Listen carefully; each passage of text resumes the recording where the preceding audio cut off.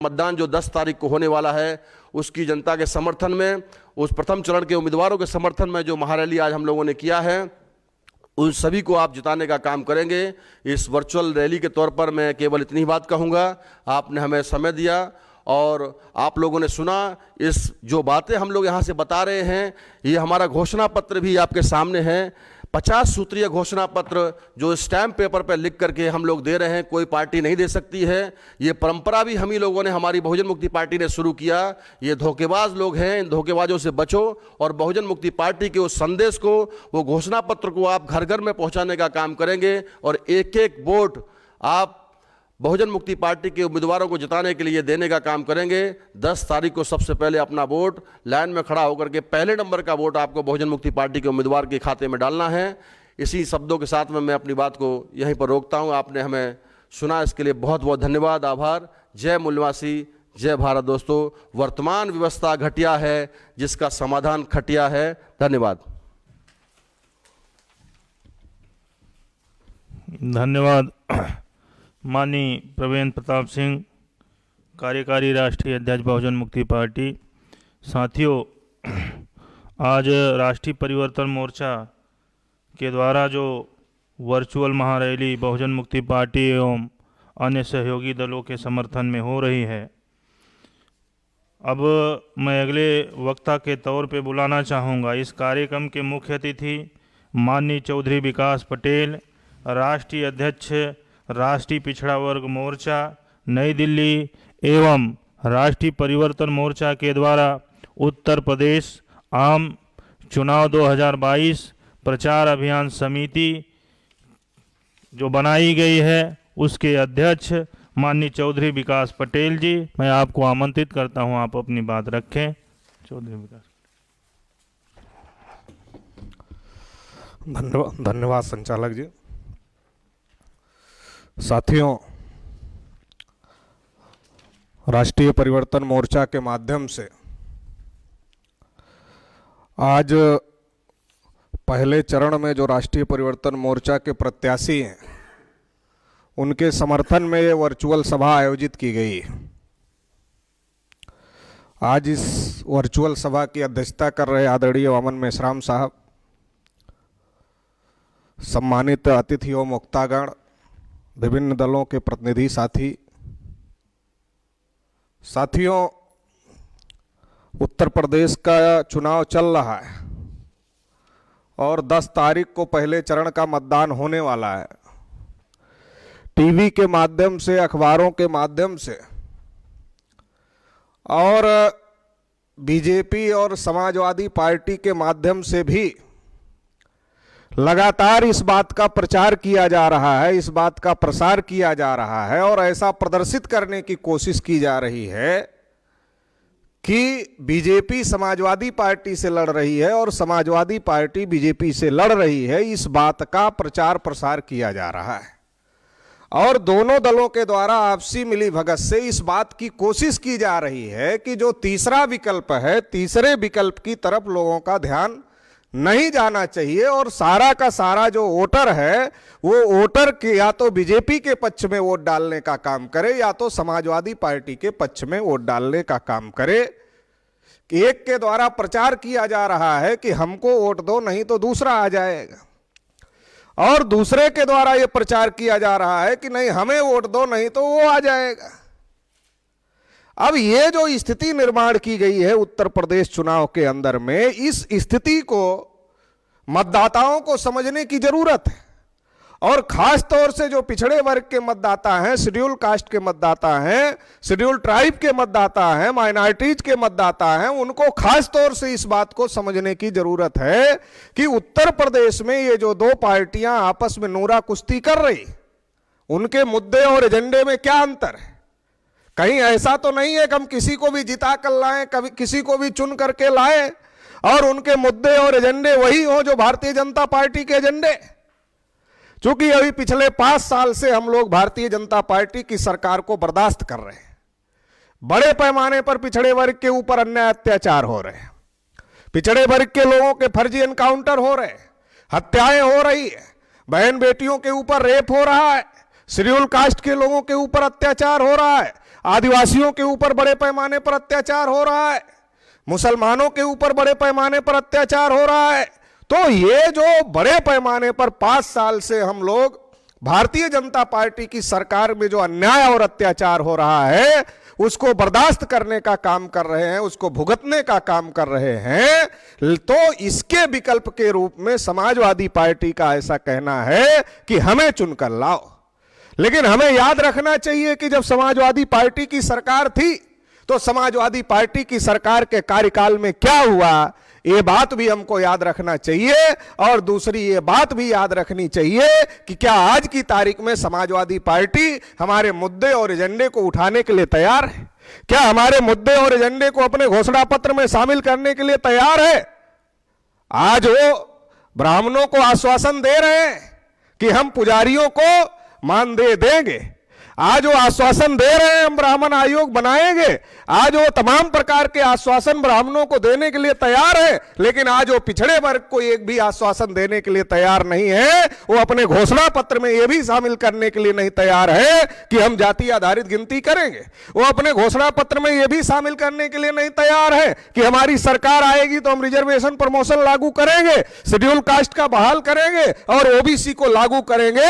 ये भी वो अपने घोषणा पत्र में डालने के लिए तैयार नहीं है। उत्तर प्रदेश में बहुत बड़े पैमाने पर पिछड़े वर्ग के लोगों के ऊपर जाति के नाम पर अन्याय और अत्याचार हो रहा है। जैसे शेड्यूल कास्ट की सिक्योरिटी के लिए प्रिवेंशन एक्ट है, उसी प्रकार से ओबीसी के लिए भी सुरक्षा कानून होना चाहिए। लेकिन यह बात भी अखिलेश जी अपने घोषणा पत्र में डालने के लिए तैयार नहीं है। पिछड़े वर्ग के लोगों को सोचने और समझने का विषय है।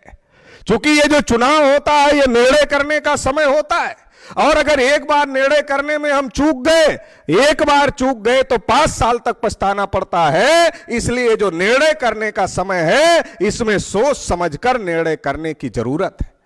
आज वो संविधान बचाने की बात कर रहे हैं, आज वो लोहिया और अंबेडकर के सपनों को साकार करने की बात कर रहे हैं, लेकिन ना लोहिया की बात घोषणा पत्र में डालना चाहते हैं, ना अंबेडकर की बात घोषणा पत्र में डालना चाहते हैं। केवल लोहिया का नाम लेते हैं, केवल अंबेडकर का नाम लेते हैं। लोहिया ने जब सोशलिस्ट पार्टी बनाई थी तो नारा लगाया था, सोशलिस्टों ने बांधी गांठ, पिछड़े पावे 100 में 60। ये नारा तक हिम्मत नहीं है अखिलेश यादव की और समाजवादी पार्टी की कि ये नारा भी लगाने का काम कर दे, ये घोषणा पत्र में लिखने का काम कर दे कि पिछड़ों की जितनी संख्या है उतना हिस्सा हर जगह पिछड़ों को दिया जाएगा। इतनी भी हिम्मत नहीं है। और इसके बाद कहते हैं कि हम तो लोहिया की बात कर रहे हैं, अंबेडकर की बात कहते हैं, और शेड्यूल कास्ट का रिजर्वेशन प्रमोशन बहाल करने के लिए तैयार नहीं है, वो बात एजेंडे में लाने के लिए तैयार नहीं है। और बल्कि जब समाजवादी पार्टी की सरकार थी तब शेड्यूल कास्ट के लोगों का डिमोशन किया गया। शेड्यूल कास्ट के लोगों को सबसे ज्यादा डिमोट समाजवादी पार्टी की सरकार में डिमोशन किया गया। तो हम लोगों को समझने की जरूरत है, खासतौर से पिछड़े वर्ग के लोगों को यह बात समझने की जरूरत है कि ये जो आपस में नूरा कुश्ती चल रही है, कहीं पिताजी मिल लेते हैं मोहन भागवत से, कहीं मोदी जी को प्रधानमंत्री बनने का आशीर्वाद भी देकर चले आते हैं और फिर बताते हैं नहीं हम बीजेपी से लड़ रहे हैं, और जो हमारा समर्थन नहीं कर रहा है वो बीजेपी को मदद करने की कोशिश कर रहा है। ये जो एक प्रकार की भावना डेवलप की जा रही है, ये जो एक प्रकार का वातावरण डेवलप करने की कोशिश की जा रही है, इस वातावरण से हम लोगों को सतर्क रहने की जरूरत है।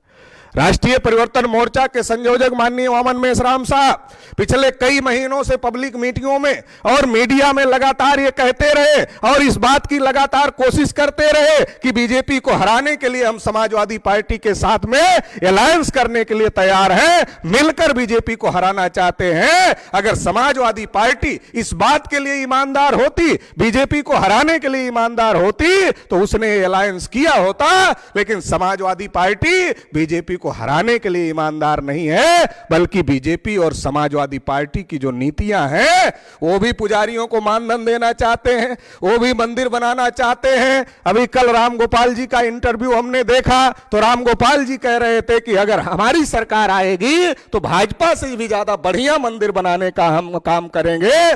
तो जो समाजवादी पार्टी का एजेंडा है और जो बीजेपी का एजेंडा है, बीजेपी के सारे एजेंडे को समाजवादी पार्टी ने अपने एजेंडे में शामिल कर लिया है। इसलिए अब हम लोगों को समझने की जरूरत है कि समाजवादी पार्टी बीजेपी का विकल्प नहीं, समाजवादी पार्टी बीजेपी का विकल्प नहीं है।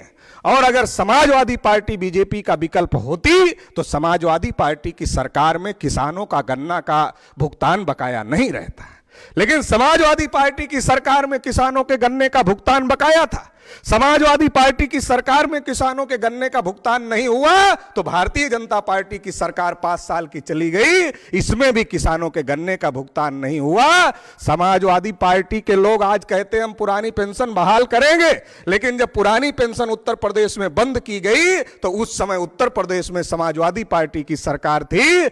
आरक्षण के मामले में त्रिस्तरीय आरक्षण अनिल यादव ने लाया और पहली बार सही तरीके से आरक्षण व्यवस्था लागू की गई, जिससे पिछड़े वर्ग को, शेड्यूल कास्ट को, शेड्यूल ट्राइब को फायदा हुआ।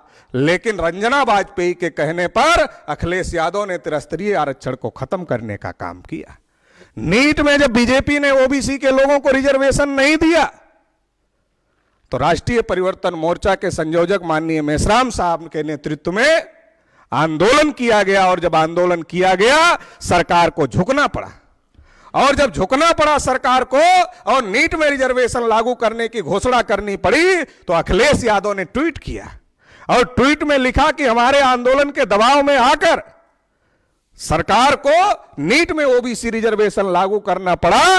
तो पिछड़े वर्ग के तमाम लोगों ने उस पर कमेंट किया और यादव जाति के लोगों ने ही कमेंट किया कि अखिलेश जी आप आंदोलन नाइजीरिया में कर रहे थे क्या? उत्तर प्रदेश में तो आपका आंदोलन दिखा ही नहीं, आप आंदोलन कहां कर रहे थे? हमको समझने की जरूरत है, जो संविधान बचाने की बात करते हैं वो नीट में ओबीसी के रिजर्वेशन के वक्त कहां खड़े थे, वो त्रिस्तरीय आरक्षण के वक्त कहां खड़े थे, वो 13 पॉइंट रोस्टर के वक्त कहां खड़े थे, और वो जब सवर्ण आरक्षण का बिल पार्लियामेंट में पास हो रहा था तो किसके समर्थन में खड़े थे, ये भी हमको समझने की जरूरत है। संसद में समर्थन करने का काम अखिलेश यादव की समाजवादी पार्टी ने सवर्ण आरक्षण का किया था। ओबीसी आरक्षण के लिए लड़ाई नहीं लड़ते और सवर्णों के आरक्षण के लिए संसद में समर्थन करने का काम करते हैं, और सवर्ण आरक्षण संविधान के खिलाफ में है। एक तरफ संविधान के खिलाफ जो काम हो रहा है उसके समर्थन की बात करते हैं और दूसरी तरफ संविधान बचाने की भी बात करते हैं। ये जो दोगला चरित्र है, जो दोगला व्यवहार है, इसको पिछड़े वर्ग के लोगों को और उत्तर प्रदेश के तमाम लोगों को समझने की जरूरत है और सोच समझकर 10 तारीख को बटन दबाने की जरूरत है। मीडिया के प्रभाव में आकर या किसी नेता के प्रभाव में आकर किसी प्रकार का वोट डालने की कोई जरूरत उत्तर प्रदेश के लोगों को नहीं है, नहीं तो 5 साल पछताना पड़ेगा। आज कानून व्यवस्था का मामला है तो अखिलेश की सरकार में कानून व्यवस्था का मामला नहीं था, ऐसा नहीं है। आज अगर अन्याय अत्याचार है तो अखिलेश की सरकार में नहीं था, ऐसा नहीं है। तो अगर अखिलेश की सरकार में भी था और आज भी है तो अखिलेश बीजेपी का विकल्प नहीं हो सकते। इसलिए नया विकल्प खड़ा करने की जरूरत है और वो नया विकल्प राष्ट्रीय परिवर्तन मोर्चा है। और राष्ट्रीय परिवर्तन मोर्चा में जो लोग शामिल हैं वो केवल इलेक्शन के समय बरसाती मेढक जैसे नहीं निकलते, केवल इलेक्शन के समय संविधान बचाने की बात नहीं करते, केवल इलेक्शन के समय लोकतंत्र बचाने की बात नहीं करते, बल्कि मेश्राम साहब ने ईवीएम की केस जीता सुप्रीम कोर्ट से और 100% पेपर ट्रेल मशीन लगाने का काम किया। यह लोकतंत्र बचाने की बात है। और पेपर ट्रेल की गिनती के लिए मेश्राम साहब सड़क पर भी लड़ रहे हैं और कोर्ट में भी लड़ने का काम कर रहे हैं। यह संविधान बचाने की बात है। जब एनआरसी सीए का मामला आया, संविधान के विरोध में बात की जा रही थी, उस समय मेश्राम साहब खड़े हुए, भारत बंद कराया। अखिलेश यादव नहीं खड़े हुए, समाजवादी पार्टी नहीं खड़ी हुई, मेश्राम साहब खड़े हुए और भारत बंद करवाया। तो जब जब संविधान पर संकट आया, जब जब लोकतंत्र पर संकट आया, जब जब एससी एसटी ओबीसी माइनॉरिटी के हक अधिकार पर संकट आया, तो आज जो राष्ट्रीय परिवर्तन मोर्चा में शामिल लोग हैं और जिसका नेतृत्व मेश्राम साहब कर रहे हैं, इन लोगों ने संविधान बचाने की हर लड़ाई को लड़ने का काम किया, लोकतंत्र बचाने की हर लड़ाई को लड़ने का काम किया, सड़क से लेकर के सुप्रीम कोर्ट तक लड़ने का काम किया। अब उत्तर प्रदेश की जनता को यह तय करने का वक्त है। उत्तर प्रदेश में पिछड़े वर्ग के लोगों को, शेड्यूल कास्ट के लोगों को, आदिवासी समाज के लोगों को और तमाम प्रकार के लोगों को, किसानों को, मजदूरों को, नौजवानों को, महिलाओं को यह तय करने का वक्त है कि आज जो लोग सड़क पर हमारी लड़ाई लड़ रहे हैं, जो लोग हाई कोर्ट, सुप्रीम कोर्ट में हमारी लड़ाई लड़ रहे हैं, आज लोगों के पास मौका है कि वो उनको ताकत दे। अगर हमारे प्रतिनिधि विधानसभा में जाएंगे तो ये लड़ाई विधानसभा में मजबूत होगी। ये किसी को हराने जिताने का केवल मामला नहीं है, बल्कि अपने प्रतिनिधि जितना संख्या में आप विधानसभा में भेजोगे, उतना आप जाति आधारित गिनती की लड़ाई मजबूत करोगे, उतना किसानों की एमएसपी की लड़ाई आप मजबूत करोगे, उतना महिलाओं की सुरक्षा की लड़ाई आप मजबूत करोगे, उतना संविधान और लोकतंत्र बचाने की लड़ाई आप मजबूत करोगे। तो इसलिए आप सभी लोगों को इस बात को समझना है, सोचना है और तय करना है कि इस बार जो आपका वोट है, वो वोट किसी को हराने जिताने के नाम पर नहीं जाना चाहिए, वो वोट किसी के बहकावे में नहीं जाना चाहिए, बल्कि आपका जो वोट है, वो जो आपकी हक अधिकार की लड़ाई पिछले समय से सड़क पर और कोर्ट तक लड़ रहे हैं, उनको मौका देना चाहिए कि वो विधानसभा में भी आपकी लड़ाई लड़ सके। इसके लिए आप सभी लोग जो राष्ट्रीय परिवर्तन मोर्चा के कैंडिडेट हैं, उनको वोट करने का काम 10 तारीख को करेंगे, ऐसी मुझे आशा और उम्मीद है। और इतना ही कहते हुए मैं इस मौके पर अपनी बात समाप्त करता हूं। आप सभी लोगों ने मुझे सुना, इसके लिए आभार, धन्यवाद। धन्यवाद माननीय चौधरी विकास पटेल जी। साथियों, आज राष्ट्रीय परिवर्तन मोर्चा के द्वारा जो बहुजन मुक्ति पार्टी एवं अन्य सहयोगी दलों के प्रथम चरण के उम्मीदवारों के समर्थन में वर्चुअल महारैली हो रही है, उस कार्यक्रम की अध्यक्षता करने के लिए मैं आमंत्रित करता हूं आदरणीय माननीय वामन मेश्राम साहब, राष्ट्रीय संयोजक, राष्ट्रीय परिवर्तन मोर्चा, नई दिल्ली।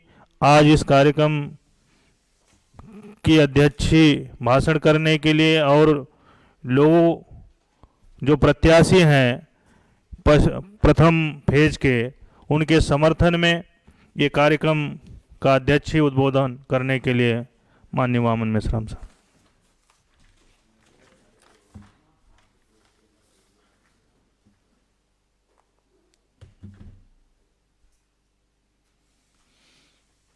साथियों,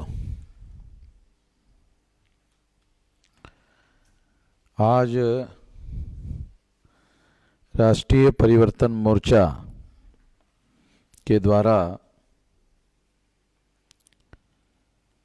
उत्तर प्रदेश में जो 2022 में चुनाव हो रहा है विधानसभा का, उस चुनाव में 10 फरवरी को पहले चरण में वोट डाला जाने वाला है। तो पहले चरण के वोट डालने के कार्यक्रम के लिए हम लोग राष्ट्रीय परिवर्तन मोर्चा के द्वारा वर्चुअल रैली